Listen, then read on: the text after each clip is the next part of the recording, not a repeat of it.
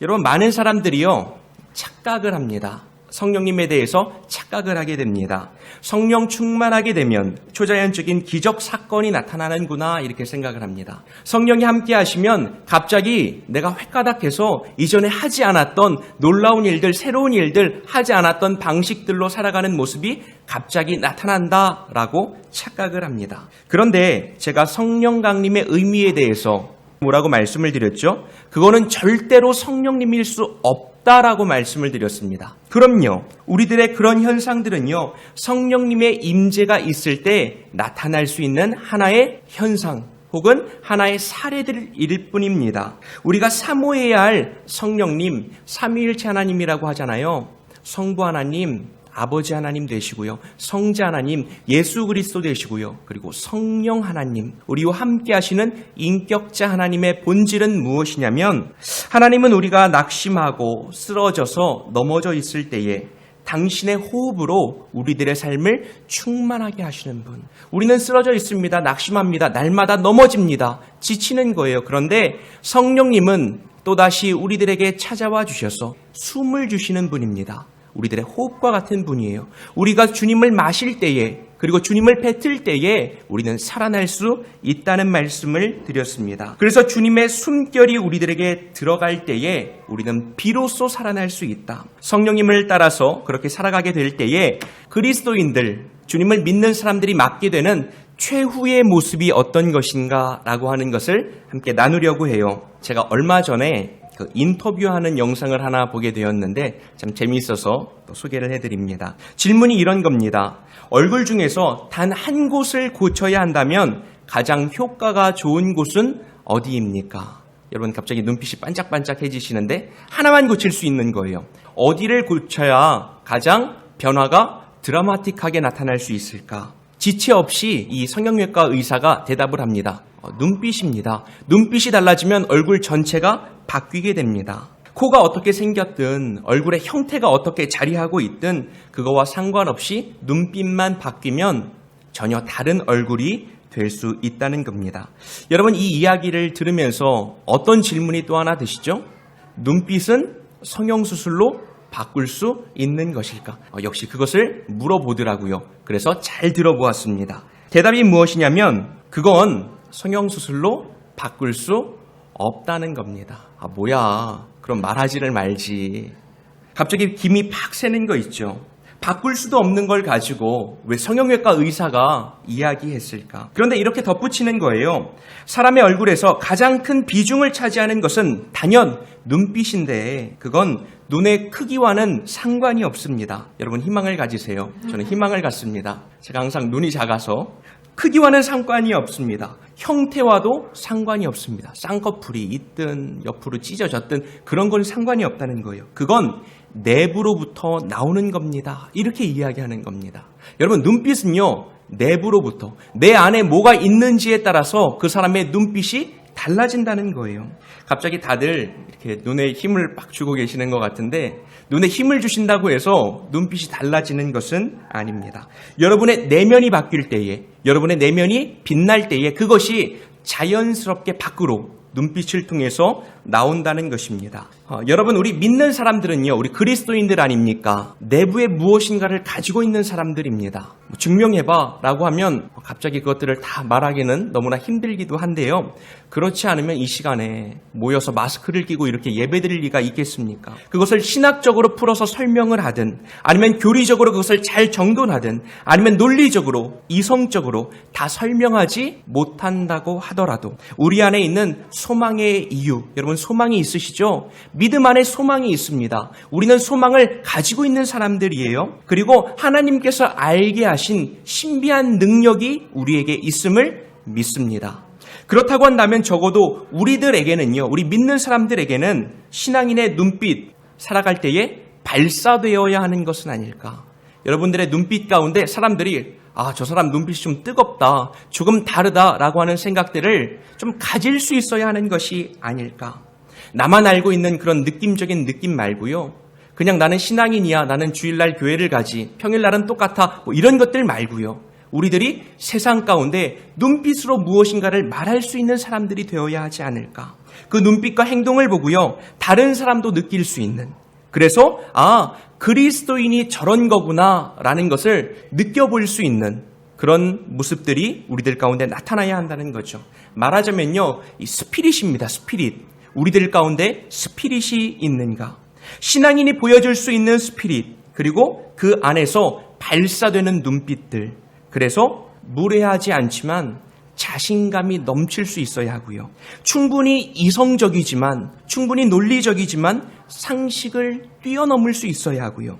차가운 머리로 정확하게 판단하지만, 절제하지만 뜨거운 가슴으로 사람들은 이해할 수 없는, 누군가를 향하여서 꽉 안아줄 수 있는 그런 모습들.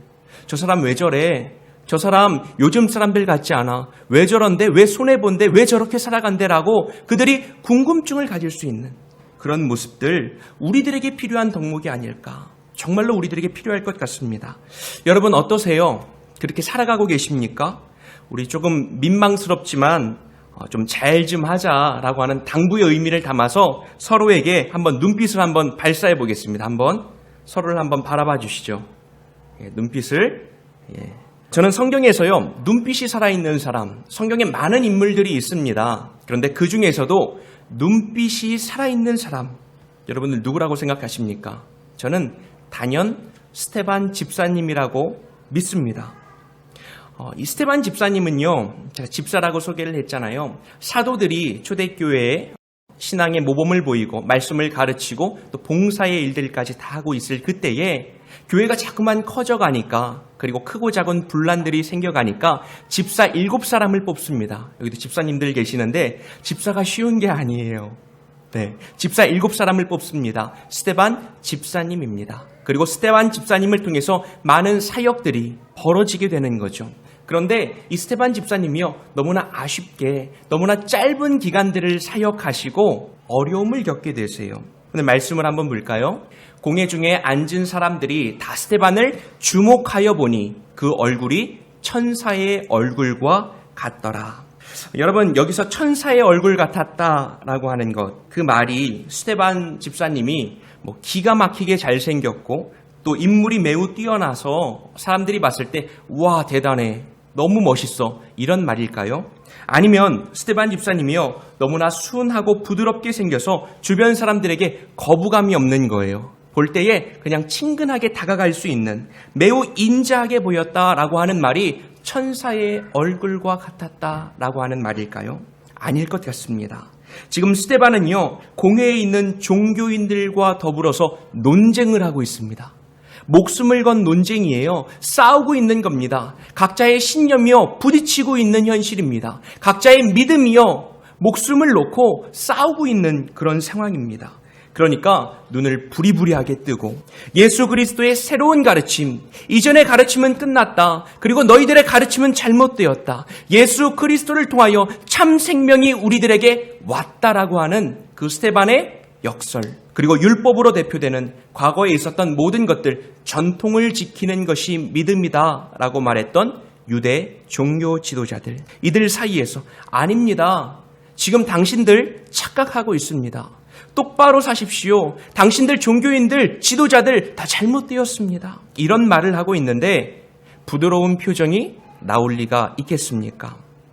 그러니까 알게 되는 거죠. 여기서 스테반이 천사의 얼굴을 하고 있었다라고 하는 뜻은 스테반 내부에 있었던, 그의 마음 가운데 있었던, 그의 중심 가운데 있었던 신앙의 고백, 분명한 확신이 바깥으로 분출되고 있는 그런 상황입니다. 그의 눈이 반짝반짝 빛나며 지금 하나님의 말씀을, 예수 그리스도를 통하여 증언하고 있다는 겁니다. 지금 스테반은요, 공회의 대단한 종교인들 그리고 학자들이 모여있는 자리에서 설교를 하고 있습니다. 변증이라고 말할 수도 있고요. 이스라엘 역사를 관통하는 아브라함으로부터 어떻게 시작되어서 어떻게 흘러가며 오늘날 우리들에게 성령님께서 뭐라고 증언하시는지를 그가 분명하게 설교하고 있습니다. 그는 지금 너무나 분명한 거예요. 너무나 확실한 거예요. 눈으로 보이는 거예요. 그래서 증언하고 있습니다. 여러분, 사실 분명한 것도요, 2번 물어보고 3번 물어보고 또 물어보고 정말 확실해? 라고 물어보면 이게 확신이 가지 않는 것이 우리들의 기억력이고 우리들의 심리적인 상태입니다. 너 진짜 맞아? 너 그 말에 책임질 수 있어? 너 아니면 죽는다? 라고 말하면 저 같아도요, 잠깐만 다시 한번 생각해 볼게.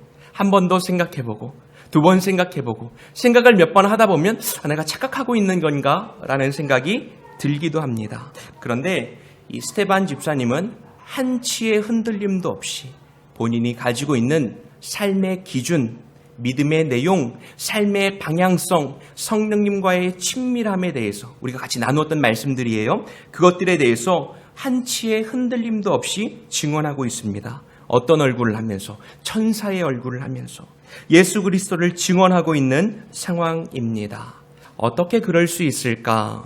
그는 어떻게 그럴 수 있었을까? 비결은 바로 이것입니다. 형제들아, 너희 가운데서 성령과 지혜가 충만하여 칭찬받는 사람 7을 택하라. 우리가 이 일을 그에게 맡기겠다. 네, 성령이 충만한 사람으로 집사님들을 뽑았는데 저희 교회 집사님들인 것 같아요. 네, 그런 것 같습니다. 그래서 이 스테반 집사님은요, 당연히 이 기준에 들어갔기 때문에 성령이 충만한 사람이었다는 거예요. 또 한 절 보죠. 스테반이 지혜와 성령으로 말함을 그들이 능히 당하지 못하였다. 스테반이 말을 하고 있는데요, 그냥 자신의 생각을 말하고 자신이 머리로 정리한 것들을 말하는 것이 아니라 지혜와 성령이 알려주는 것들을 가지고 확신 가운데 말하고 있다는 거예요. 또 한 절 볼게요. 스테반이 성령 충만하여 하늘을 우러러 주목하여 하나님의 영광과 및 예수께서 하나님의 우편에 서신 것을 보고. 왜 말씀은 계속해서 이 성령 충만에 대해서 반복하고 있을까? 그것은 그만큼 스테반의 특징을 설명하는 말이 그는 성령이 충만한 사람이었다. 그는 하나님과 함께하는 사람이었다. 그는 확신이 있었다. 예수께서 하나님의 우편에 계신 것을 그의 눈으로 바라볼 정도로. 정말로 눈으로 바라봤겠습니까? 마음으로 너무나 분명하게 보았던 겁니다. 지금 스테반에게 말하게 하시는 이는 누구입니까? 성령님입니다. 그러니까 성령님에 대해서 우리가 너무 오해하지 말자고요. 우리를 말하게 하시는 이 그분이 성령님이시다.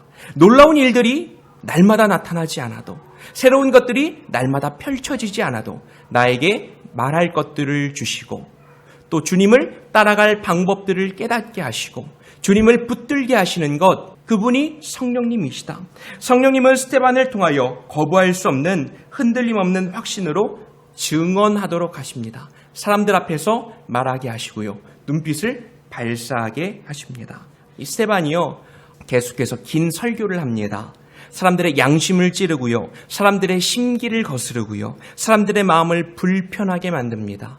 그리고 그 이유로 돌에 맞아서 순교하는 최초의 순교자가 됩니다. 그럼 우리들의 결과가 그렇다는 거냐? 성령님 따라가면 죽는다는 말이냐? 그럴 수도 있고 아닐 수도 있습니다. 다음과 같은 이유로 신앙인들 중에서도요, 성령 충만에 대해서 불편해하는 사람들이 있습니다. 더 본질적인 것이 무엇인지를 말씀드리겠습니다. 성령 충만하면 순교해야 합니까? 그럴 수도 있고 아닐 수도 있겠죠. 성령 충만하면 돌에 맞아야 합니까? 맞은 상황도 말씀을 통해서 봤지만 아닐 수도 있는 거죠. 성령 충만하면 내가 하고 싶은 거 못하고요, 내 행복 다 빼앗기고요, 내 욕심과 만족을 못 누리면서 그렇게 살아가게 됩니까? 하나님의 일만 하다가 내 자유 없이 그렇게 죽게 되는 것이 성령 충만함이라고 생각을 하십니까? 아니요, 그건 성령 충만이 아닙니다. 성령 충만함으로 살아갔던 한 사람의 결과를 우리는 말씀을 통해서 보고 있을 뿐입니다. 지금 우리들의 삶은요, 순교의 시대가 아니에요. 성령 충만함이 박해로 또 죽음으로 인도되지 않습니다. 적어도 우리의 현실 가운데. 오늘 우리들의 상황 가운데 이 말씀을 한번 적용해 보면 핵심은요, 순교에 있지 않고 오늘 우리가 읽은 이 본문의 말씀이 성령님과 함께하는 삶의 본질을 설명해 주고 있다고 믿습니다. 사람이 다 스테반을 주목하여 보니 그 얼굴이 천사의 얼굴과 같더라. 천사의 얼굴을 하면서 살라라고 하는 것이 정답입니다. 성령 충만한 사람은요, 천사의 얼굴을 하면서 일상을 살아갑니다. 기회가 되면 순교하실 수도 있고요. 기회가 되면 박해 받으실 수도 있습니다. 아니 어쩌면 날마다 살아가는 모습 가운데 크고 작은 순교와 박해를 우리는 강요받고 그 가운데 반응하면서 살아가는 것 아니겠습니까? 우리 옆 사람 이번에는 쳐다보지 마시고 각자의 마음과 다짐을 담아서 천사의 얼굴로 삽시다라고 다시 한번 나 자신에게 들으라고 인사해 보겠습니다. 천사의 얼굴로 삽시다. 네, 여러분 우리는요 천사의 얼굴로 살아가야 합니다. 성형수술 안 해도요 충분히 멋있어질 수 있습니다. 여러분 우리는요 조금 더 멋져져야 합니다. 우리 신앙인들이요 조금 더 멋있어져야 합니다. 왜요? 내 안에 하나님께서 살아계시고 예수 그리스도를 통한 구원의 은혜가 내 안에 머물러 있을 뿐만 아니라 내 바깥으로 나오게 됩니다. 성령님은 오늘도 그 사실을 내 안에서 분명하게 확증해 주시기 때문에, 성령님은 오늘도 내 안에서 일하고 계시기 때문에 우리 믿는 사람들은 더 멋있어질 수밖에 없다라는 것이죠. 그 믿음이 눈빛으로 자신감으로 당당하게 나타나게 되는 거죠. 그리고 보니까 이 스데반의 마지막 장면, 그들이 돌로 스데반을 치니 스데반이 부르짖어 이르되 주 예수여 내 영혼을 받으시옵소서 하고 무릎을 꿇고 크게 불러 이르되 주여 이 죄를 그들에게 돌리지 마옵소서, 이 말을 하고 자니라. 여러분 이 장면 어디서 많이 본 것 같지 않습니까? 여러분 이 장면 과거의 어떤 장면을 패러디하고 있는 것 같지 않습니까? 바로 이 말씀입니다. 이에 예수께서 이르시되 아버지 저들을 사하여 주옵소서 자기들이 하는 것을 알지 못합니다. 또 말씀합니다. 예수께서 큰 소리로 불러 이르시되 아버지 내 영혼을 아버지 손에 부탁합니다. 그리고 숨지셨다. 성경이 증언하고 있습니다. 스데반의 이 모습은 예수님의 모습을 닮아 있구나. 여러분 눈빛이 달라졌다는 말, 그리고 스데반을 향하여서 그가 성령 충만하여 천사의 얼굴을 하고 있었다 라고 하는 이 말, 그래서 성령님께서 함께 하신다는 이 말의 진정한 의미가 무엇인지를 바로 보게 되는 것 같습니다. 그것은 스데반이 예수님을 참 많이 닮아 있었다. 성령 충만한 사람들의 가장 완벽한 특징은 무엇이냐면 예수님을 따라서 살아간다는 것입니다. 그리고 보니까 이 스데반이라고 하는 이름의 의미도 우리가 다시 한번 기억하게 됩니다. 스테파누스, 왕관이라고 하는 뜻인데 스데반은 왕관처럼 빛나는 인생을 살아가게 되는 거죠. 여러분 참 많이 힘든 시절을 지나고 있습니다. 믿는 사람들이요 욕먹고요, 멸시받고요, 천대받고요, 그리고 사람들에게 안 좋은 인식들을 주고 있는 세상입니다. 우리는 소중해서 조심하면서 예배드리는 것인데 왜 예배드린다고 난리치냐고 그렇게 생각하는 사람들이 너무나 많습니다. 더 속상한 것, 다른 사람들의 시선과 또 그들의 인식이 아니라 우리들조차도 때로는 믿음이 없는 사람이나 또 나의 삶이나 크게 다를 바가 없어서 하나님, 내가 주님을 믿고 있는데 잘 믿고 있는 게 맞습니까? 하나님, 왜 내 삶 가운데는 크게 역사하시지 않습니까? 하나님, 내 가족은, 내 자녀들은 어떻게 되는 겁니까? 참 시대가 어렵고 힘든데 어떻게 길러가야 합니까? 걱정, 근심으로 힘들어하는 바로 우리들의 모습, 그리고 요즘을 살아가고 있는 우리들의 모습, 그것이 정말로 어려운 것 아닙니까? 그런데 이럴 때일수록 우리들 안에 더욱 분명해져야 하는 것이 있습니다. 그것은 우리가 어떤 존재인지, 그리고 부름받은 사람의 사명이 무엇인지, 그리고 하나님의 백성들이 나타내야 할 품격이 무엇인지, 한마디로 이렇게 정리하고 싶습니다. 예수님의 마음을 가지고 이 땅을 살아가는 것, 안 되면 흉내라도 좀 내는 것, 예수님의 말씀을 한번 따라해보고 예수님의 마음을 한번 품어보고 성령님 도와주십시오. 나의 삶 가운데 주님이 나타나기 원합니다. 그래서 내 눈빛을 통하여, 내 얼굴을 통하여, 내 몸짓을 통하여 주님께서 증명되기를 원합니다. 그런 기도가 우리들 가운데 있어야 하는 것 아닙니까? 저 부족한데요, 저 연약한데요, 저 솔직히 잘 모르겠는데요. 여러분, 결과를 여러분들이 책임지려고 하지 마세요. 모든 것들을 여러분들이 다 만들어가려고 하지 마세요. 주님을 믿고 한 걸음을 뛰시면 주님은 우리 모두를 통하여서, 믿는 자들을 통하여, 내 삶을 통하여 협력하여 선을 이루시고 작은 퍼즐들을 맞추어 가실 것을 믿습니다. 그것은 성령님께서 우리들 가운데 행하시는 일들입니다. 그분을 신뢰하시고 그분을 믿으면서 한 걸음씩 내가 할 수 있는 것, 내가 가지고 있는 퍼즐, 내가 가지고 있는 작은 몸짓, 그것들을 우리들의 삶을 통하여 나타낼 수 있는 복된 믿음의 성도님들 되실 수 있기를 축복합니다. 성령님께서 함께 하시면 우리들의 눈빛이 달라질 것을 믿습니다. 주님께서 우리와 일상 가운데 늘 함께 하십니다.